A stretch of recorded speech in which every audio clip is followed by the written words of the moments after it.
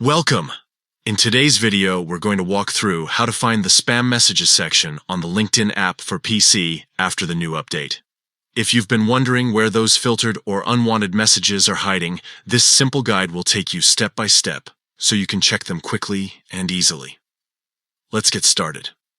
Once you have the LinkedIn app opened on your PC, the first thing you'll want to do is look at the top menu bar. There, you will see the familiar set of icons. Among those, find the one that looks like a chat bubble. That's the messaging icon. Go ahead and click on it. After clicking, you'll be taken to your messaging dashboard where all of your conversations are displayed. This is the place where most people spend time sending and receiving professional messages, but hidden within this section is also where spam or filtered messages go. Now, take a look at the left-hand panel or list of message folders.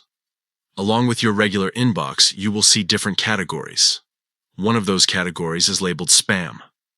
If you don't see it right away, make sure to look through the options carefully, because LinkedIn sometimes places it toward the bottom of the section. Clicking on the spam folder will open up all of the messages LinkedIn has flagged as potentially unwanted, suspicious, or irrelevant. Here, you can review any message to see if it was mistakenly sent there.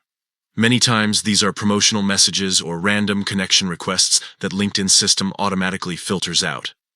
From this section, you also have the ability to mark messages as not spam if you recognize the sender, or if you realize that one of your important contacts was filtered incorrectly.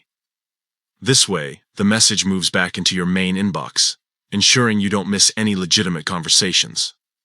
On the other hand, you can also delete any unwanted spam permanently if you don't need them. And that's it. Just a few simple clicks within the LinkedIn app on your PC, and you're able to track down the spam folder with ease. Thanks for watching.